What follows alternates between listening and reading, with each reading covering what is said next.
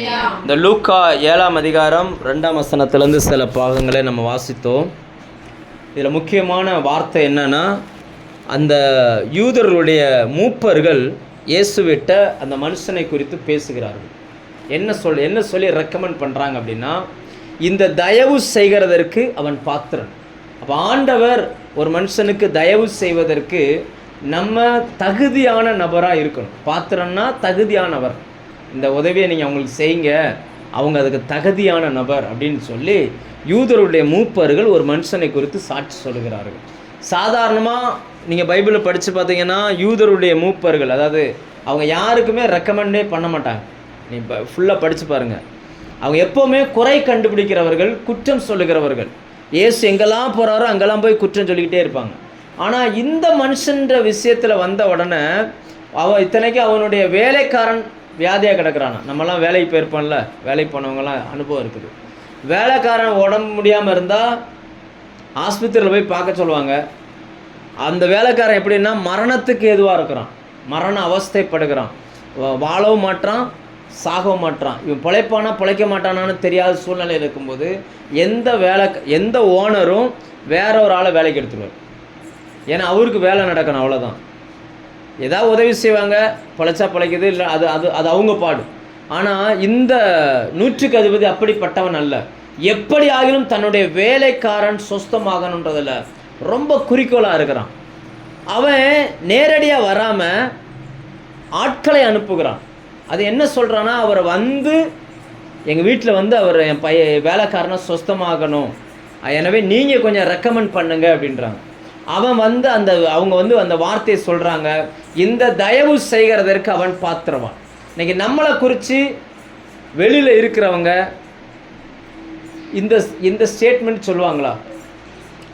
ஒரு மனுஷனுக்காக இயேசுவினிடத்தில் போய் ரெக்கமெண்ட் பண்ணும் பொழுது என்ன சொல்கிறாங்க அவங்க அப்படின்னா, இந்த தயவு செய்கிறதற்கு அவன் பாத்திரன், அவன் தகுதியான நபர். அப்படின்னா அர்த்தம் என்னன்னா, அதுக்கு கீழே அடுத்த வசனம் சொல்லுகிறது, அப்பொழுது இயேசு அவர்களுடனே கூட போனான். எப்பொழுது? அந்த வார்த்தையை அவர்கள் சொல்லும் பொழுது. ஏன்னா அவன் நேரடியாக இயேசுவை கூப்பிடலை, ஒரு ஆள்கிட்ட சொல்லி அனுப்புகிறான். சொல்லி அனுப்பினாலும் அவங்க எப்படி ரெக்கமெண்ட் பண்ணுறாங்க பாருங்க, எவ்வளோ ஸ்ட்ராங்கான ஒரு ரெக்கமெண்ட் பண்ணுறாங்க. 2 காரணம் சொல்கிறாங்க. ஒன்று, அவன் ஜனங்களை நேசிக்கிறான். 2வது, ஆலயத்தை கட்டினான். 2 காரியம். ஒரு மனுஷன் தகுதியானவன், தேவன் அவனுக்கு உதவி செய்வதற்கு அவன் தகுதியானவன்னா இந்த 2 காரியமும் இருக்கணும். ஒன்று, ஜனங்களை நேசிக்கணும். 2வது, ஆலயத்தை அவன் என்ன செய்யணும்? கட்டணும். ஜனங்களை நேசிப்பதுன்னா என்ன அர்த்தம்னா, குறைஞ்சபட்சம் வீட்டில் இருக்கிறவங்களையாவது என்ன செய்யணும்? தன்னையாவது முதல்ல அவர் நேசிக்க பழகணும். வசனம் என்ன சொல்லுதுன்னா, தன்னை நேசிப்பது போல் பிறனையும். நான் என்னையே நேசிக்கிறேன்னா எப்படி தெரியுமா? தன்னை நேசிக்கிறதுனா எப்படி? இப்போ உங்களை நீங்கள் நேசிக்கிறதுனா எப்படி? நீங்கள் உங்களை நேசிச்சிங்கன்னா நீங்கள் எடுக்கிற ட்ரெஸ்ஸெல்லாம் உங்களுக்கு பிடிச்சதாக எடுப்பீங்க, அப்படி தானே? அப்போ நான் என்னை நேசிப்பது போல் பிறனை நேசிக்கணும்னா, நான் ஒருத்தனை நேசிக்கிறேன்னா நான் நல்ல சட்டை போட்டேன்னா இன்னொருத்தனுக்கு நல்ல சட்டை வாங்கி கொடுப்பேன். நான் நல்ல கடையில் டீ குடித்தோம்னா அவனையும் கூட்டிகிட்டு போய் நல்ல கடையில் டீ வாங்கி கொடுப்பேன். நானே கஞ்சத்தனமாக ஒரு டீயை 2ஆக போட்டு குடிச்சிக்கிட்டு இருந்தோம்னா நான் அடுத்த ஆளுக்கு என்ன பண்ணுவேன்? சொல்லுங்கள், என்ன பண்ணுவேன்? அதே தான் பண்ணுவேன். ஏன்னா தன்னை நேசிப்பது போல், ரைட்டா? சிலர்லாம் தன்னை தானே கெடுத்துக்கிறாங்க. அதனால் அவங்க மற்றவங்களையும் எப்படி தான் பார்க்குறாங்க? கெடுக்கிறவங்களா பார்க்குறாங்க. அதனால் அவங்கக்கிட்ட இருந்து அந்த எந்த காரியத்தையுமே எதிர்பார்க்க முடியல. அவன் ஆண்டவர் அந்த மனுஷனுக்கு உதவி செய்கிறதுக்கு அவங்ககிட்ட இருந்த முதல் சுபாவம் என்னென்னா, அவன் ஜனங்களை நேசிக்கிறான். ஒரு வேலைக்காரனுக்கு உடம்பு முடியல, 100 பேருக்கு அதிபதி, இவன் இல்லைன்னா இன்னொரு ஆள் அப்படின்ற அந்த இடத்துக்கு அந்த மனுஷன் போகாமல் எப்படியாவது இவனை குணமாக்கணும் அப்படின்னு சொல்லி இயேசுவையே வீட்டுக்கு கூப்பிடும் பொழுது ஆண்டவரும் இவங்க சொன்ன வார்த்தை கேட்டு உடனே போயிட்டார் பாருங்க. நம்மளாம் எத்தனை நாள் ஜெபம் பண்ணுறோம், ஆண்டவரே என் வீட்டுக்குள்ளே வாங்க, என் புருஷன் வாழ்க்கையில் வாங்க, என் வீட்டு வாழ்க்கையில் வாங்க, எங்கள் வாங்க வாங்க வாங்க வாங்க வாங்க வாங்கன்னு கூப்பிட்டுக்கிட்டு இருக்கிறோம். ஆனால் அவர் வர்றாரா அப்படின்னு பார்த்தா நம்மளால் நினச்சிக்க முடியல, கன்ஃபார்மாக சொல்ல முடியல. அப்போ நம்ம தெரிஞ்சுக்கிட வேண்டிய விஷயம் என்னென்னா, நாம் அதற்கு தகுதி உள்ளவர்களாக இருக்கிற பட்சத்தில் கர்த்தர் நிச்சயமாக நம்மளுடைய வீட்டுக்கு வருவான். லேலூயா. அதான் வசனம் சொல்கிறது, அவன் பாத்திரன், அவன் அந்த வீட்டுக்கு வர்றதுக்கு தகுதி உள்ளவர். இயேசு அந்த வீட்டுக்கு போகிறதுக்கு அவன் தகுதி உள்ள மனுஷனாக இருந்தான். ஜனங்களை நேசித்தான். ரெண்டாவது ஆலயத்தை கட்டினான். ரெண்டாவது என்ன பண்ணியிருக்கிறான்? ஆலயத்தை கட்டினான். இன்னைக்கு நம்முடைய சரீரம் தேவன் தங்குகிற ஆலயம். நம்முடைய ஆலயம் கட்டப்பட்ட நிலைமையில் இருக்குதா, இடிக்கப்பட்ட நிலைமையில் இருக்குதா? வெளியில் யாருக்கும் தெரியாது. நம்முடைய நினைவுகள் யாருக்கா தெரியுமா? ஆனால் நம்ம நினைவு தான் தேவன் தங்குகிற ஆலயம். நம்ம ஆலயம் இடிஞ்சு கிடக்குதா, கட்டிக்கிட்டு இருக்கிறோமா, எப்படி வெளியில் தெரியும்? எப்படி கண்டுபிடிப்பீங்க? பேதுரு எழுதுகிறார், 1 பேதுரு 2ஆம் அதிகாரம் எடுங்க. ஜீவனுள்ள கற்களாகிய அவர் மேல் கட்டப்பட்ட மாளிகையாகவும், 4ஆம் வசனம் 5ஆம் வசனம் வாசிங்க. 1 பேதுரு. மனுஷரால் தள்ளப்பட்டதாயினும் தேவனால் தெரிந்து கொள்ளப்பட்டதுமாகிய விலையேற பெற்றதுமாய் இருக்கிற ஜீவனுள்ள கல்லாகிய அவரிடத்தில் சேர்ந்தவர்களாகிய நீங்கள் ஜீவனுள்ள கற்களை போல ஆவிக்கு ஏற்ற மாளிகையாகவும் இயேசு கிறிஸ்து மூலமாய் தேவனுக்கு பிரியமான ஆவிக்கேற்ற பலிகளை செலுத்தும்படிக்கு பரிசுத்த ஆசாரிய கூட்டமாகவும் கட்டப்பட்டு வருகிறீர்களே. அப்படிதானே இருக்கு. அப்போ ஆண்டவர் ஒவ்வொரு, அதாவது அதில் கீழே படிச்சிங்கன்னா வசனத்தை படிக்கிறத பற்றி சொல்லுது. இது நீங்கள் களங்கம் இல்லாத ஞானப்பால, அதாவது என்னென்னா புதிதாய் பிறந்த குழந்தையை போல களங்கம் இல்லாத ஞானப்பாலின் மேல் வாஞ்சை உள்ளவர்களாக இருங்க அப்படின்னு சொல்லி இப்படி சொல்லுது. நம்முடைய ஆலயம் கட்டப்படுதா கட்டப்படலான்றது எதில் இருக்குன்னா, நாம் எவ்வளவு தூரம் வசனத்தை கேட்குறோம், வசனத்தின்படி வாழ்கிறோன்றதுல இருக்கு. சில பைபிள்லாம் அப்படி தட்டினா தும்மல் வரும் நமக்கு. இப்படி தட்டினா என்ன வரும் அப்படின்னா என்ன அர்த்தம்? இதில் தூசி படியாமல் நீங்கள் பார்த்துக்கோங்க, உங்கள் வாழ்க்கையில் கஷ்டம் வராமல் கர்த்தர் பார்த்துக்கோங்க. லேலுயா. ஒரு நாடகம் ஒன்று போட்டிருந்தாங்க, எத்தனை பேர் அதை பார்த்தீங்கன்னு தெரில. அந்த நாடகம் ஏதோ ஒரு சர்ச்சிலேருந்து போட்டாங்க, இருக்குது. அந்த நாடகம் என்னென்னா, பைபிள் பேசுது. பைபிள் சொல்லுது, இவன் பைபிளை படிக்காமல் விட்டு விட்டு எனக்கே ஜலதோஷம் பிடிக்குது அப்படிங்குது. அப்போனா அவ்வளோ தூசி இருக்குது. கடிகாரம் சொல்லுது 5 மணிக்கு அலாரம் அடிக்குதான். அலாரம் அடித்த உடனே கடிகாரம் சொல்லுது, இவனை டெய்லி எழுப்பி விடுறேன், இவன் எந்திரிக்கவே மாட்டான் அப்படின்னு சொல்லி. அந்த ஆள் சொல்கிறான், அவன் சொல்கிறான், டெய்லி என்னை எழுப்பி விட்டுக்கிட்டு இருக்கல, இருவன் மண்டையிலே கொட்டுறேன்னு அவன் என்ன செய்கிறான், அதுக்கு மேலே அப்படி தட்டுறான். அடுத்து பார்த்தா செல்ஃபோன் பேசுது. செல்ஃபோன் வந்து சொல்லுது, நான் தான் உன்னை பற்றி உன்னுடைய ரகசியமெல்லாம் எனக்கு தெரியும், நீ யார், எப்படிப்பட்ட ஆள், என்ன பார்ப்ப, என்ன பேசுவ, எல்லாம் நான் ரெக்கார்ட் பண்ணி வச்சுருக்கிறேன் அப்படின்னு அந்த செல்ஃபோன் பேசுது. இதெல்லாம் இப்படி பேசுகிற மாதிரியே இருக்குது. கடைசியில் இந்த ஃபோன், இந்த பைபிள் வந்து அந்த ஆள்கிட்ட சொல்லுது, இங்கே பாரு, நீ இப்போ ரொம்ப மாறிட்ட அப்படின்னு. அவன் சொல்கிறான், இல்லை நான் மாறலை. இல்லை, நீ ரொம்ப மாறிட்ட. முந்தியெல்லாம் நீ என்னையை மட்டும்தான் படிப்ப, இப்போ அப்படி கிடையாது. நீ அலாரம் அடித்தோன்னே செல்ஃபோனை பார்க்குற, செல்ஃபோன்லேயே உள்ளே போயிருத. இப்போ நீ என்னை திரும்பி கூட பார்க்க மாட்டேற, நீ தேவனை விட்டே பின்வாங்கி போயிட்டேன். அது அப்படியே கனவு மாதிரி காமிச்சு அந்த ஆள் பதறி எந்திரிச்சு, இனிமேல் செல்ஃபோனை விட ஃபஸ்ட்டு பைபிளை தான் தேடணும் அப்படின்ற மாதிரி அந்த நாடகம் முடிகிறது. எதுக்கு இதை சொல்கிறேன்னா, தயவு செய்வதற்கு அந்த மனுஷன் பாத்திரவானாக இருந்தான். ஏன்னா ஜனங்களை நேசித்தான், அவன் தேவனை நேசித்தான், ஆலயத்தை கட்டினான். இன்றைக்கி நம்ம ஜனங்களை நேசிக்கணும். நம்ம நேசிக்க முன்னாடி நம்ம நேசிக்கணும். ஃபஸ்ட்டு நம்ம நேசித்தா தான் நம்மை போல் மற்றவங்களையும் என்ன செய்ய முடியும், நேசிக்க முடியும். கரெக்டாக இருக்கணும்னு நினைக்கிறவங்க எல்லாரையும் கரெக்டாக இருக்கணும்னு நினைப்பாங்க. சிலர்லாம் பார்த்திங்கன்னா ரொம்ப ஸ்ட்ரிக்டாக இருக்காங்க, பார்த்துருக்கீங்களா? என்ன காரணம்னா, அவங்க எல்லா விஷயத்திலும் கரெக்டாக இருப்பாங்க. நான் கரெக்டாக இருக்கேன், மற்றவங்களாம் கரெக்டாக இல்லையே நினைக்கும் போது நமக்குள்ளே ஒரு கோபம், ஒரு எரிச்சல் இதெல்லாம் வருது. ஆனால் ஒன்று புரிஞ்சுக்கோங்க, நாம் எப்படி நேசிக்கணுமா? வசனம் என்ன சொல்லுதுன்னா, தேவனுக்குள் கிறிஸ்து உங்களை நேசித்தது போல நீங்கள் நேசிக்கணும். எப்படி நேசித்தது போல? கிறிஸ்து நம்மை நேசித்தது போல நம்ம மத்தால் என்ன செய்யணும்?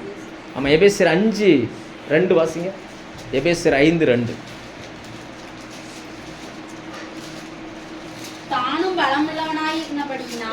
அது இல்லை, கிறிஸ்து நமக்காக தேவனுக்கு சுகந்த வாசனையான காணிக்கையாகவும் பலியாகவும் ஒப்பு கொடுத்து நம்மில் அன்பு கூர்ந்தது போல நீங்கள் அன்பிலே நடந்து கொள்ளுங்க. இந்த வசனம் என்ன சொல்லுது அப்படின்னாச்சுன்னா, தன்னை நேசிக்கணும், எப்படி அன்பு காட்டணும் அப்படின்னாச்சுன்னா, இயேசு எப்படி சிலுவையில் தன்னை ஒப்பு கொடுத்தாரோ அப்போ ஒப்பு கொடுக்கும்போது பூமியில் இருக்கிற எந்த மனுஷனும் மனம் திரும்பலை. யாராவது மனம் திரும்பி இருந்தாங்களா?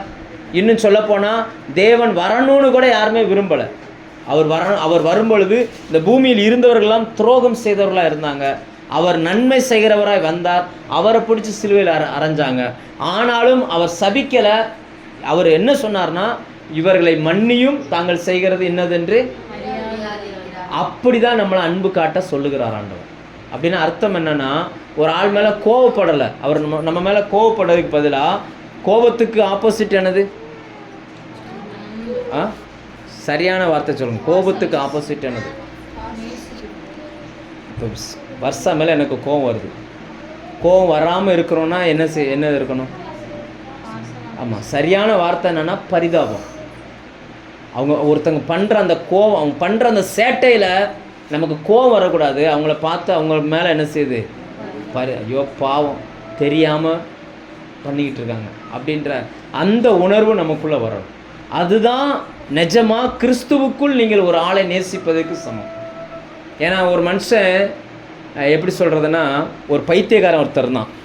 அவன் பார்த்தீங்கன்னா எந்த சட்டை வாங்கி கொடுத்தாலும் கிழிச்சிருவான். அப்படி ஒருத்தர் ஒரு சட்டையை வாங்கி கொடுத்தார். இவன் என்ன பண்ணிட்டான்? கிழிச்சிட்டான். இந்த ஆளுக்கு கோவம் வந்து போய் அவனை அட்டி பயங்கரமாக அடிச்சு விட்டார். அப்போ போகிற வார ஆள்லாம் அவனை தெரிஞ்ச ஆள் கேட்டாங்க, ஏய் அவனே பைத்தியக்காரன், என்ன செய்கிறோன்னு தெரியாமல் செஞ்சுக்கிட்டு இருக்கான், நீ அவனை போய் அடிக்கிறேன்னா நீ அவனை விட பெரிய பைத்தியக்காரனாக இருப்பிய போல இருக்கே அப்படின்னு. நான் சொல்ல புரியுதா? ஏன்னா அவருக்கு தெரியாதுல்ல, தெரியுமா தான் செய்கிற சரியே தப்புனே தெரியாது. அதுதான் நான் சொல்கிறேன், நீங்கள் மனிதர்களை நேசிக்கிற அந்த விதத்தில் தேவன் எப்படி நேசித்தார்ன்றதை நீங்கள் கண்டுபிடிங்க. உங்களை எப்படி நேசித்தார்னு கண்டுபிடிச்சி நீங்கள் நேசிக்க பழகுங்க. ரெண்டாவது, ஆலயத்தை கட்டுங்க. கர்த்தருடைய ஜெபத்தில், ஊழியத்தில், விசுவாசத்தில் ஒரு படி மேலே எழும்புவதற்கு முயற்சி பண்ணுங்கள். போன வருஷம் எப்படி இருந்தீங்க, இந்த வருஷம் எப்படி இருக்கிறீங்க, போன மாதம் எப்படி இருந்தீங்க, இந்த மாதம் எப்படி இருக்கீங்க, இதெல்லாம் எழுதி பாருங்கள். உங்கள் வாழ்க்கையில் நீங்கள் எவ்வளோ தூரம் கடந்து வந்திருக்கிறீங்க, என்னெல்லாம் பண்ணியிருக்கிறீங்க அப்படின்றத எழுதி பாருங்கள். வளர்ந்துருக்கிறோமா, டவுனாக இருக்கிறோமா, எல்லாம் கண்டுபிடிக்கணும். படிக்கிற பிள்ளைகளுக்கெல்லாம் ஒரு பரீட்சை வைப்பாங்க, தன்னை தானே சோதித்து அறிதல், அப்படிலாம் உண்டுலாமா? புக்கில் உண்டுமா? அப்படின்னா இவங்களே என்ன செய்யணும்? மேக்ஸ் எழுதி பார்ப்பாங்க, பதில் வந்து பின்பக்கத்தில் இருக்கும். இவங்களே எழுதி அதை சரியாக இருக்கான்னு கண்டுபிடிக்கிறது. ஸோ இந்த மனுஷனை குறித்து வேதம் சொல்லுகிறது, அவன் பாத்திரனாக இருந்தான். உடனே இயேசு அவர்களோடு கூட வீட்டுக்கு போக ஆரம்பித்தார். வீட்டுக்கு போகிறதுல இந்த ஜனங்கள் சொல்கிறாங்க அவன் தகுதியானவன் அப்படின்னு சொல்லி. ஆனால் அவன் சொல்கிறான், ஆண்டவரே, அவர் பாதியில் வர்றதை கவனிச்சுட்டு இவன் வேலைக்காரன் அனுப்பலை. அதில் யார் அனுப்புகிறான் பாருங்க, அவர்கிட்ட போய் பேசுகிறதுக்கு வேலைக்காரன் அனுப்பலை, தன்னுடைய சிநேகிதனை அனுப்புகிறான். பொதுவாக வந்து 100 வேலைக்காரங்களுக்கு ஒரு ஓனர்னா ஒரு வேலைக்காரனை அனுப்பலாம். ஆனால் அந்த வேலைக்காரனை அனுப்புனா அது அவருக்கு மரியாதையாக இருக்கான்னு சொல்லி தன்னுடைய சிநேகிதரை அனுப்பி விடுகிறான். அனுப்பி விட்டுட்டு சொல்கிறான், நீர் என் வீட்டுக்குள் வருவதற்கு நான் பாத்திரம் அல்ல. ஆனால் எல்லாரும் என்ன சொல்கிறாங்கன்னா அவன் தகுதியான நபர்ன்றாங்க. ஆனால் இந்த மனுஷன் சொல்கிறான், இல்லை நான் தகுதி இல்லாத நபர் அப்படின்றான். அப்போ இதிலிருந்து நமக்கு என்ன தெரியுது அப்படின்னாச்சுன்னா, அவன் தான் செய்த நன்மையை நினைவிலேயே வைக்கலை, எல்லாத்தையுமே மறந்துட்டான். அதனால் அவன் தேவனை பார்க்கும்போது எப்படி பார்க்குறான்னா, நான் ஆண்டவரே நீங்கள் எனக்கு உதவி செய்கிறதுக்கு நான் தகுதி இல்லாத ஆள் அப்படின்னு நினைக்கிறேன். மனிதர்கள் என்ன நினைக்கிறாங்க அப்படின்னாச்சுன்னா, இவன் இவ்வளவு செஞ்சான், ஒரு ஆலயத்தை கட்டி கொடுத்துருக்கான், அதனால் இவனுக்கு வந்து உதவி செய்யணும்னு மனிதர்கள்லாம் அவனுக்காக பரிந்து பேசுகிறார்கள். ஆனால் இந்த மனுஷன் இயேசுகிட்ட என்ன சொல்லி அனுப்புகிறான் பாருங்க, என் வீட்டுக்கு நீங்கள் வர்றதுக்கு நான் தகுதி இல்லாதவன், உங்களை வந்து பார்க்குறதுக்கு நானும் என்னை தகுதியான ஆளாக நான் பார்க்கல, ஒன்று செய்யுங்க, ஒரே ஒரு வார்த்தை மட்டும் சொல்லுங்கள், அப்பொழுது என்னுடைய வேலைக்காரன் குணமாயிடுவான். இன்னைக்கு எத்தனை பேர் நம்ம இப்படி நினைக்கிறோம், ஆண்டவரே ஒரு வார்த்தை சொல்லுங்கள், ஆண்டவரே என் வீட்டு சூழ்நிலை மாறிடும், என் கடனை மாறுறதுக்கு நீங்கள் ஒரு வார்த்தை சொல்லுங்கள், என் வியாதி மாற ஒரு வார்த்தை சொல்லுங்கள். நம்மெல்லாம் செய்கை எதிர்பார்க்குறோம், ஆனால் அந்த மனுஷன் வார்த்தை எதிர்பார்த்தான்.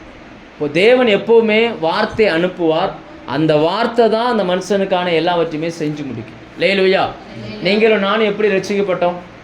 ஆண்டவருடைய வார்த்தையை கேட்டோம், அந்த வார்த்தைக்கு நம்மளை ஒப்பு கொடுத்தோம், அந்த வார்த்தை நம்மளை மனம் திரும்புதலுக்குள்ளே கொண்டு போச்சு, அந்த வார்த்தையினால் நீங்களும் நானும் ரட்சிக்கப்பட்டோம். சரிதானா? அப்போ வார்த்தை தான் நமக்கு தேவையே தவிர அந்த தேவையான அந்த வார்த்தை மட்டும் நீங்கள் கேட்டு வாங்கிட்டீங்கன்னா உங்களுக்கு தேவையான எல்லாமே கற்று செஞ்சிடும். லேலுயா, நம்ம பிரச்சனை என்னென்னா அவர் ஏதாவது செய்யணும்னு நினைக்கிறோம். ஆண்டவர் என்ன நினைக்கிறாருன்னா, நான் எதுவுமே செய்ய மாட்டேன், நீ என்கிட்ட கேட்க வேண்டியது ஒன்று தான், வார்த்தையை அனுப்பி குணமாக்குவார். வார்த்தையை அனுப்பி என்ன செய்வாராம், நீங்கள் எனக்கு ஒரு வார்த்தை சொல்லுங்கள் ஆண்டவரே, நீங்கள் கேட்கணும். எனக்கு ஒரு வார்த்தை, அதான் அந்த வேலைக்காரன் சொல்கிறான், ஒரு வார்த்தை சொல்லுங்கள், என் வேலைக்காரன் சொஸ்தமாயிடுவான். என்ன நம்பிக்கையில் அந்த மனுஷன் சொல்லியிருப்பான்னு நினைக்கிறீங்க? அவனுக்கு எப்படி இவ்வளவு விசுவாசம் அந்த மனுஷனுக்குள்ளே வந்துச்சு? இவ்வளவு தைரியமாக சொன்னதை பாட்டு இயேசு ஆச்சரியப்பட்டார். இப்படி தானே போட்டிருக்கு, இயேசு இவைகளை 9 வசனம். இன்னைக்கு நம்ம பேசுறதை கேட்டு இயேசு ஆச்சரியப்படுவாரா? அவன் பேசுனதை கேட்டு ஆச்சரியப்படுகிறார். அவன் இயேசுகிட்ட நேரடியாக வரல, ஒரு ஆள்கிட்ட சொல்லி தான் அனுப்பியிருக்கிறான்.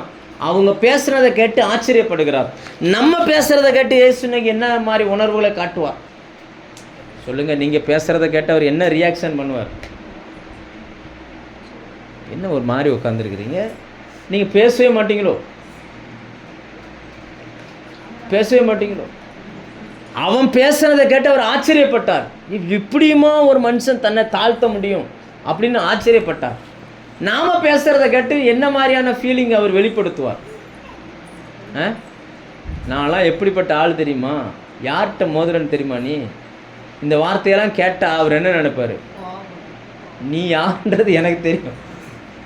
ரைட்? அவர் நம்ம பேசுகிற வார்த்தை தேவனை எப்படிப்பட்ட உணர்வு உள்ளவனாய் மாற்று. நீங்கள் யோசிச்சு பாருங்க, நம்ம பேசுகிற வார்த்தையெல்லாம் அவர் ரெக்கார்ட் பண்ணி வைக்கிறார். ரெக்கார்ட் பண்ணி வச்சிருக்காரா வைக்கலையா? நம்ம சில நேரங்களில் ரெக்கார்ட் பண்ணி பேசி அனுப்புகிறோம், அதை அழிச்சிட்டா அழிஞ்சிருச்சுன்னு நம்ம நினைக்கிறோம். ஆனால் ரெக்கார்டு ஆக வேண்டிய இடத்துல அதெல்லாம் ரெக்கார்ட் ஆகிட்டே இருக்குது. ஆண்டவர் ரெக்கார்ட் பண்ணி வைக்கிறார். நம்ம பேசுகிற எல்லா வார்த்தையும் ரெக்கார்ட் பண்ணுறார். இந்த வார்த்தைகள் எல்லாம் அவர் கேட்கும் பொழுது, அதாவது தேவனிடத்தில் வரும்போதெல்லாம் நல்ல வார்த்தை தான் பேசுகிறோம், அதில் மாற்றுக்கிறது இல்லை. ஆனால் அவர் இல்லாத நேரங்களில், அவர் இல்லாத நேரம் ஏதாவது இருக்குதா சொல்லுங்க? அவர் இல்லாத நேரம்னு ஏதாவது இருக்குதா? ஆனால் அவர் இல்லாத நேரம்னு நினச்சிக்கிட்டு நாம் பேசுகிற வார்த்தைகள் எப்படிப்பட்ட வார்த்தைகளாக இருக்குது? அதெல்லாம் அவர் கேள்விப்படும்போது என்ன யோசிப்பார்? என்னைக்காவது நம்ம இப்படியெல்லாம் யோசித்து பார்த்துருக்கோமா? என்ன யோசிப்பார் அவர்? எப்படியெல்லாம் நம்ம இப்படியெல்லாம் பேசுகிறோமே, இப்படியெல்லாம் பண்ணுறோமே, அவர் என்ன நினைப்பார் அப்படின்னு யோசிக்கிறோமா? ஆனால் இந்த மனுஷன் பேசுனதை கேட்டு அவர் ஆச்சரியப்பட்டார். அப்படியே பின்னாடி திரும்பி தன் பின்னாடி பார்க்குற ஒரு பெரிய கூட்டம் வந்துக்கிட்டு இருக்குது.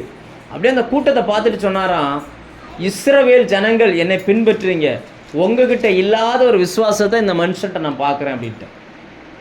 யோசிச்சு பாருங்க, அவனை யூத மூப்பர்கள் புகழுகிறார்கள். இப்போ இயேசுவும் அவனை என்ன செய்கிறாரு? புகழுகிறார். ஆனால் அந்த மனுஷன் என்ன சொல்கிறான்னா, தன்னை தாழ்த்துறான். நான் அதுக்கு தகுதி இல்லாதவன், நீங்கள் என் வீட்டுக்கு வர்றதுக்கும் நான் தகுதி இல்லை, என் வீடு தகுதி இல்லை, நான் வர்றதுக்கும் என்ன நான் தகுதியான ஆளாக நான் பார்க்கல, அதனால் என்கிட்டையும் வேலைக்காரன் இருக்கிறான், ஒருத்தனை வானா வருவான், போனால் போவான், செய்யினா செய்வான், என்னை பார்க்கிலும் நீர் பெரியவராக இருக்கிறீர், நீங்கள் ஒரு வார்த்தை மட்டும் சொல்லுங்கள் அப்படின்னு அவன் என்ன சொல்கிறான்னா, நான் சொன்னதை கேட்டால் ஒரு வேலைக்காரன் வேலை செய்கிறது போல் நீங்கள் சொல்கிறத கேட்டால் வியாதி குணமாயிரும் அப்படின்னு அவன் நம்புகிறான்.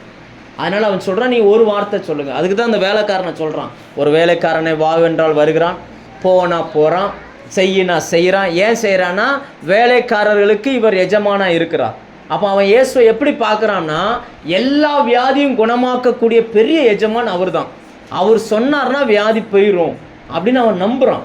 அந்த நம்பிக்கையில் தான் சொல்கிறான், ஒரு வார்த்தை சொல்லுங்கள். நான் வேலைக்காரனை பார்த்து போன்னு சொன்ன உடனே வேலைக்காரன் போகிறது போல் நீங்கள் ஒரு வார்த்தை சொல்லுங்கள், இந்த வியாதி குணமாயிரும் அப்படின்றான். லேலோயா, இந்த விசுவாசம் இதை எத்தனையோ முறை படிக்கிறோமே, என்னைக்காவது முயற்சி பண்ணி பார்த்துருக்கீங்களா? ஆண்டவரே நீங்கள் ஒரு வார்த்தை சொல்லிடுங்க, சரியாக போயிடும். என்னைக்காவது முயற்சி பண்ணி பார்த்துருக்கீங்களா? அதெல்லாம் வேண்டாம், அதெல்லாம் அங்கேயே இருக்கட்டும். சோறு பொங்கினா பட்டாது, போட்டு சாப்பிடணும். பொங்கி வச்சுட்டு பட்டினியாவாக உட்காந்துருக்கிறது? சொல்லுங்கள். பொங்கி வச்சுட்டு பட்டினியாக இருந்தால் யாருக்கு பிரயோஜனம்? ஆண்டவர் நம்ம கையில் எழுதி கொடுத்துட்டார். இதை படிக்கும் போதெல்லாம் நீங்கள் யோசிக்கணும், ஆண்டவர் இப்படி நடந்திருக்குல்ல, அவனுக்கே நடந்திருக்குன்னா இப்போ நமக்கு நடக்குமா நடக்காதா? அப்போ நீங்கள் அதுக்கான வேலைகளை நீங்கள் பண்ணணும்ல. ஆண்டவர் எனக்கு இதுக்கு உதவி செய்யுங்க அப்படின்னு நீங்கள் கேட்கணும்ல. கேட்டால் கர்த்தர் நிச்சயமாக வாசல்களை திறப்பார். லேலோயா. ஒன்றுமே இல்லாட்டாலும் நீங்கள் தேவனை பார்க்குற அந்த பார்வை, அந்த மனுஷன் முதலாவது ஜனங்கள் மத்தியில் நல்ல பெயர் உள்ளவனாக இருந்தான். இன்றைக்கி நம்மளை குறித்து ஜனங்கள் என்ன பெயர் சொல்லுவாங்கன்னு நீங்களே செக் பண்ணிக்கோங்க. ரைட்டா? சில நேரம் நல்லா புரிஞ்சுக்கோங்க, நீங்கள் விசுவாசி யாராவது ஏதாவது பண்ணிங்கன்னா யார் பேர் கெட்டுப்போம் சொல்லுங்க? யார் பேர் கெட்டுப்போம்? இந்த சர்ச்சுக்கு போகிறானா இவன் இதைத்தான் சொல்லி கொடுக்குறான் இப்படியே சொல்லுவாங்க. அந்த சர்ச்சுக்கு போகிற ஏதாவது உருப்படியாக இருக்கான்னு பாரு, ஒன்றும் உருப்படியாக இருக்கான்னு பாரு. ஆனால் உண்மை என்னென்னா, அவனவன் செய்கிற தப்புக்கு தண்டனை அனுபவிக்கிறது யார் அனுபவிப்பா? சபை மக்களோ, சபை ஊழியக்காரன், ஆண்டவர் சொல்லுவாங்க. இவங்கெல்லாம் பைபிளை தூக்கிட்டு சர்ச்சுக்கு போய் என்ன பிரயோஜனம்? நான் சொல்ல புரியுதா? ஜனங்கள் நம்மளை குறித்து என்ன மதிப்பீடு வச்சுருக்கிறாங்கன்றதை நம்ம தெரிஞ்சுக்கிடணும். அப்படின்னா ஜனங்களுக்கு முன்னாடி கொஞ்சமாவது கடவுள் பயத்தோடு என்ன செஞ்சுக்கணும்? கொஞ்சமாவது. நீங்கள் பைபிளில் நம்ம பார்க்குறோம், ஆதியாகமம் 13 அதிகாரத்தில் ஒரு வீட்டில் 2 ஃபேமிலி தங்கியிருக்காங்க. ஒரு வீடு 2 ஃபேமிலி தங்கியிருக்காங்க. ஒரு ஃபேமிலி ஆபிரகாம் ஃபேமிலி, ஒரு ஃபேமிலி லோத்து ஃபேமிலி. இப்போ இந்த ஆபிரகாமுக்கும் லோத்துக்கும் பிரச்சனை கிடையாது. ஆனால் வேலைக்காரங்க, ஆபிரகாமுடைய வேலைக்காரனுக்கும் மந்தை மேய்ப்பருக்கும் லோத்துடைய மந்தை மேய்ப்பருக்கும் வாக்குவாதம் வந்துருச்சு. வாக்குவாதம் வந்த உடனே இப்போ அந்த பிரச்சனை வீட்டு பிரச்சனையாக இருந்தது வீதி பிரச்சனையாக மாறிடுச்சு. இப்போ எல்லாரும் சுற்றி நிற்கிற இடத்துக்கு வந்துருச்சு. அப்போ வரும்பொழுது அதில் 9ஆம் வசனம் நினைக்கிறேன், இந்த அதுக்கு முந்தின வசனம் கவனிங்க. நல்ல ஒரு முக்கியமான ஒரு வார்த்தை அதில் ஆண்டவர் எழுதுகிற பாருங்க. ஆபிரகாமுடைய மந்தை மேய்ப்பருக்கும் லோத்துடைய மந்தை மேய்ப்பருக்கும் வாக்குவாதம் உண்டாயிற்று. சம்பந்தமே இல்லாம 2 பேருடைய பேர் வருது. அக்காலத்திலே கானானியரும் பெரிசியரும். இவங்க குடும்ப பிரச்சனை எழுதும் போது ஆண்டவர் ஏன் இந்த 2 பிரச்சனை எழுதுறாருன்னா, இப்போ இந்த 2 பேருக்கு நடக்கிற எல்லா விஷயத்தையும் சுற்றி இருக்கிற ஜனங்கள் பார்த்துக்கிட்டே இருக்கிறாங்க. ஏன்னா இவங்க தேவனை அறிஞ்சவங்க, மற்றவங்க தேவனை அறியாதவங்க. அதனால தான் இதை எழுதி முடித்த உடனே அடுத்த வசனத்தில் ஆபிரகாம் சொல்லுவார், நாம் சகோதரர், நமக்குள்ள வாக்குவாதம் வேண்டாம். நீ தெற்கு பக்கமாக போனால், நீ வலதுபுறம் போனால் நான் இடதுபுறம் போகிறேன். அவர் எப்படி விட்டு கொடுக்குறார் பாருங்க. நீ இந்த பக்கம் போனால் நான் இந்த சைடு என்ன செஞ்சிருந்தேன், போயிருந்தேன். நமக்குள்ள சண்டை வேண்டாம், நம்ம சகோதரர்கள். அப்போ இதுலேருந்து நம்ம என்ன தெரிஞ்சுக்கிறோம் அப்படின்னாச்சுன்னா, சண்டை போடுவதை பார்க்கிலும் சாட்சியை காத்துக்கொள்ள பழகிக்கொள்ளணும். விசுவாசிகள் என்ன செய்யணும்? சண்டை போடுவதை விட சாட்சியை காத்துக்கொள்ள பழகணும். ஏன்னா நம்மளை சுற்றி இருக்கக்கூடிய எல்லாருமே இயேசுவை அறிஞ்சவங்கன்னு சொல்ல முடியாது. நிறைய நேரங்களில் நம்ம பார்க்குறோம், இயேசுவை அறியாத மக்கள் நம்மளை சுற்றி நிறைய இருக்கிறாங்க. நாம் பேசுகிறதை பார்க்கிலும் நம்மை குறித்து ஜனங்கள் நிறைய பேசுகிறாங்க. எல்லாம் கேள்விப்பட்டிருக்கீங்களா? நான் இன்னைக்கு காலையில் ஒரு காய்கறி கடைக்கு போனேன். நான் நின்றுக்கிட்டு இருக்கேன். அந்த காய்கறி கடைக்காரருக்கு நான் தான் அந்த ஆள்னு தெரியாது. ஆனால் அவர் பேசுகிறார். இப்படி மோகன் பாஸ்ன்னு ஒருத்தர் இருக்காராம், அவர் சர்ச்சுக்கு போகக்கூடிய ஒரு தாத்தா கொட முடியலன்னு அவரை பற்றி சில மேட்டர் பேசுகிறாங்க. நான் தான் அது. ஆனால் நான் தெரியாமலே அவங்க பேசிகிட்டு இருக்கிறாங்க. ஆனால் அவங்களுக்கு அப்போ என்னையே தெரியல. ஆனால் நம்ம பேர் தெரியுது, இவர் எங்கே போகிறாருன்னு தெரியுது, யாருன்னு தெரியுது. என்ன பிரச்சனை? ஏதோ ஒரு விசுவாசி வீட்டில் நடந்த பிரச்சனைக்கு இப்போ யாரெல்லாம் அடிபடுறாங்க? ஆண்டவர்லேருந்து, ஊழியக்காரர்லேருந்து, சபையிலேருந்து, சபைக்கு வாரவன்லேருந்து எல்லாம் அடி வருது. என்ன காரணம்? சுற்றி இருக்கிற ஜனங்களுக்கு முன்னாடி சாட்சியை காத்துக்கொள்ள நாம் பழகணும். பழகலைன்னா இப்படி தான் பிரச்சனை. அந்த 100க்கு அதிபதியை குறித்து ஜனங்கள் சொல்லுகிறார்கள், இந்த தயவு செய்வதற்கு அவன் பாத்திரவான். அவன் ஜனங்களை நேசிக்கிறான், ஆலயத்தை கட்டுறான். 2வது, அந்த 100க்கு அதிபதி தன்னை எப்படி பார்க்குறான் அப்படின்னாச்சுன்னா, தான் அதுக்கு தகுதி இல்லாதவனாக பார்க்குறான். நம்ம எல்லாம் பார்த்தீங்கன்னா தன்னை எவ்வளோ தூரம் அவன் தாழ்த்துறான் பாருங்கள். தன்னை தகுதி இல்லாதவனாக பார்க்குறான். 3வது, தன்னை ஒரு ஓனராக வச்சு வேலைக்காரனையும் தன்னையும் அப்படியே கம்பேர் பண்ணி பார்க்குறான். நான் சொன்னால் வேலைக்காரன் கேட்கறது போல் இயேசு சொன்னால் வியாதி கேட்கும் அப்படின்னு அவன் அப்படி பார்த்துட்டு அவர்கிட்ட சொல்லி அனுப்புகிறான். ஒரு வார்த்தை சொல்லிடுங்க ஐயா, போதும், நீங்கள் எதுவுமே இங்கே வரவே வேண்டாம், ஒரு வார்த்தை மட்டும் சொல்லிடுங்க அப்படின்றான். அந்த சொன்ன உடனே இயேசுவனை பார்த்து அந்த வார்த்தை சொன்னதா பைபிளில் இல்லை. அதுக்கு பதில் அப்படி திரும்பி பின்னாடி பார்த்துட்டு சொல்கிறாரு, உங்கள் எல்லாரை பார்க்கிலும் அவனுடைய விசுவாசம் என்னை ஆச்சரியப்படுத்திருச்சு அப்படின்னு சொல்கிறார். அந்த வசனம் வாசிங்க, 9ஆம் வசனம், லூக்கா 7:9. இயேசுவைகளை கேட்டு அவனை குறித்து ஆச்சரியப்பட்டு திரும்பி தமக்கு பின் செல்கிற திரளான ஜனங்களை நோக்கி, இஸ்ரவேலருக்குள்ளும் இப்படிப்பட்ட விசுவாசத்தை காணவில்லை என்று உங்களுக்கு சொல்லுகிறேன் என்றார். பாருங்க, இயேசு ஒரு வார்த்தை கூட சொல்லலை. அவனுடைய விசுவாசத்தை குறித்து ஆச்சரியப்பட்டு சொல்லுகிறார். ஆனால் வந்தவங்க திரும்பி வந்தால் வேலைக்காரன் இப்போ என்னவோ மாறிட்டான், சுகமடைஞ்சிட்டான். லேலுயா. இப்போ மேட்ரு என்னன்னா, அந்த 100க்கு அதிபதி தன் சிந்தனையில் தேவனை எப்படி பார்க்குறான், நம்ம சிந்தனையில் தேவனை எப்படி பார்க்குறோம். அவரால் குணமாக்க முடியும்னு அவன் பார்த்தான், குணத்தை பெற்றுக்கொண்டான். நம்ம என்ன நினைக்கிறோம் சொல்லுங்கள்? நம்ம என்ன நினைக்கிறோம்? குணமாக்க முடியும் தான், ஆனால் அதுக்கு வேறு வழிகளும் இருக்குது அப்படின்னு நம்ம நினைக்கிறோம். அதனால் அந்த வழிகளையும் சேர்த்து என்ன பண்ணுறோம்? நான் சொல்லுது உங்களுக்கு புரியுதா? தேவனுக்கு 1000 வழிகள் இருப்பது உண்மை, ஆனால் நம்ம நினைக்கிற வழிகள் இல்லை. அவருக்கு எப்படியும் யாரையும் எங்கே வச்சும் சரிப்படுத்த முடியும். லேலுயா. யாரை கொண்டும் சரிப்படுத்த முடியும், எப்படிப்பட்ட சூழ்நிலையிலும் நடத்த முடியும். நம்ம சில தேவன் செய்த சில காரியங்களை நினச்சி பார்க்கும்போது ஆச்சரியமாக இருக்குது. எப்படி இவைகள்லாம் சம்பவிச்சிருக்கும் அப்படின்னு நம்ம நினச்சி பார்த்தா ரொம்ப ரொம்ப ஆச்சரியமாக இருக்கும். என்ன காரணம்? நம்ம உங்கள் மைண்டில் நீங்கள் அவரை எப்படி பார்க்குறீங்களோ அது உங்கள் வீட்டில் நடக்கும். அவன் மைண்டில் அவன் பார்த்தான், அவர் சொன்னால் போதும் சுகமாயிருவான்னு பார்த்தான். அதே போல் இந்த மனுஷன் என்ன பண்ணிட்டான்? சுகமாயிட்டான். நீங்கள் நம்ம வீட்டில் நடக்கிற சூழ்நிலைகளை கொஞ்சம் யோசிச்சு பாருங்கள். நமக்கு அதிகமாக போனால் என்ன மாதிரி பிரச்சனைகள்லாம் இருக்குது. இந்த மாதிரி யாருக்காவது தொடர் வியாதி, அந்த மாதிரி மரணத்துக்கு எதுவான போராட்டம் இப்படி இல்லாமல் இருக்கலாம். ஆனால் நிறைய பேருடைய வீட்டில் பொருளாதார பிரச்சனை, குடும்ப சண்டை, இந்த மாதிரி பல பிரச்சனைகள் இருக்கலாம். உங்கள் மைண்டில் நீங்கள் ஒன்று நினைக்கணும், இயேசு சொன்னால் சரியாக போயிடும். நீங்கள் ஒரு வார்த்தை சொல்லுங்கள், ஆண்டவரே சரியாக போயிடும். அப்படி நீங்கள் ஜெபம் பண்ண அப்படி பழகிக்கணும். அப்படி பழகிக்கிட்டிங்கன்னா தான் தேவனிடத்துலேருந்து நன்மை பெற்றுக்கொள்ள முடியும்.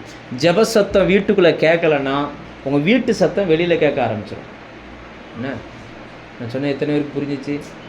ஜெப சத்தம் வீட்டில் கேட்கலன்னா வீட்டு சத்தம் வெளியில் என்ன செய்யும்? கேட்கும். அதுக்கு நீங்கள் பழகிக்கிட வேண்டும். லேலுயா.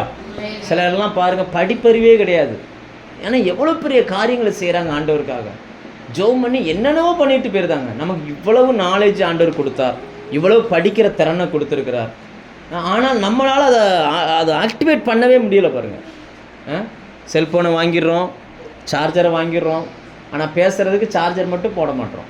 சார்ஜர் போடாமல் எப்படி பேச முடியும்? நீங்கள் ஆப்ரேட் பண்ண பழகுங்க. நீங்கள் உங்களுக்கு ஆண்டவர் தந்த விசுவாசத்தை. இதில் மெயினான விஷயம் என்னென்னா, இயேசுவை அந்த மனுஷன் ஆச்சரியப்பட வச்சுட்டான், இயேசுவை வீட்டுக்கு வர வச்சுட்டான், இயேசுவை திரும்பி போகவும் வச்சுட்டான். அவர் வீட்டுக்கு வரல, பாதி வழியில் வந்துட்டு என்ன பண்ணிட்டாரு? திரும்பி போயிட்டார். ஏன்னா அவன் இவ்வளவு நடந்தும் அவன் எதிர்பார்த்ததை அவன் பெற்றுக்கொண்டான். அவனுடைய தேவை என்ன? வேலைக்காரன் சுகமாகணும். இயேசு வீட்டுக்கு வரல, அவன் மேலே கையை வைக்கலை, ஜெபம் பண்ணலை, ஆனாலும் சுகமாயிட்டான். எப்படி அப்படின்னா அந்த 100க்கு அதிபதியினுடைய விசுவாசம். பைபிளில் ரொம்ப ஸ்பெஷலாக இந்த மனுஷனை சொல்லுவாங்க. இவன் பேரு கூட எழுதப்படலை, ஆனாலும் ஆண்டவர் திரும்பி பார்த்து சொன்னாராம், இஸ்ரவேலர்களுக்குள்ளும். அப்படின்னா யாரெல்லாம் இஸ்ரவேலர் அப்படின்னா, ஆபிரகாம் தொடங்கி அது வரைக்கும் வந்த எல்லாருமே இஸ்ரவேல் ஜனங்கள் தான். ஒரு சொல்றாரு, அவர்கள் யாருக்குள்ளும் இப்படி ஒரு விசுவாசத்தை நான் பார்க்கல அப்படின்ட்டு. அப்படின்னா இவன் தன்னை எப்படி கம்பேர் பண்ணி பார்க்குறான் பாருங்கள், தேவனை எப்படி யோசிக்கிறான். இன்னைக்கு அப்போ விசுவாசம் என்பது நம்ம சிந்தனையில் எப்படி யோசிக்கிறோம் தேவனை குறித்து. தேவனால் இது முடியும் என்று நம்புகிறோமா, முடியாது என்று நம்புகிறோமா? முடியும்னு நம்பினீங்கன்னா நீங்கள் அப்படி நீங்கள் பழகிக்கொள்ளுங்க. தன் வாழ்க்கையை வச்சு அப்படி பார்க்குறான். நான் ஒரு எஜமான், இவன் ஒரு வேலைக்காரன், நான் போனால் போயிடுவான், வானா வந்துடுவான். அப்போ அவர் என்னை விட பெரியவர், அவர் சொன்னால் வியாதி சுகமாயிடும். அப்போனா அவர் வர வேண்டிய அவசியம் இல்லை, சொன்னால் மட்டும் போதும் அப்படின்னு நம்புகிறோம். அந்த வார்த்தையை நம்புகிறோம். பார்த்தீங்களா? இன்றைக்கி நம்மக்கிட்ட இல்லாத ஒன்று அவங்ககிட்ட இருந்தது ஒன்றே ஒன்று தான், அவருடைய வார்த்தையை நம்ம எப்படி நம்புகிறோம். நீங்கள் வசனத்தை கனப்படுத்தினீங்கன்னா அது உங்களை என்ன செஞ்சிடும்? கனப்படுத்தும். லேலுயா. ஆண்டவர் சொன்னார், என்னை கனம் பண்ணுகிறவர்களை நான் கனம் பண்ணுவேன் அப்படின்னார். ஆண்டவருடைய வார்த்தையை நிறைய கேளுங்க, நிறைய வாசிங்க. நீங்கள் வாசிக்க உங்களை ஆண்டவர் புதுசாக மாற்றிடுவார். கர்த்தர் உங்களுக்கு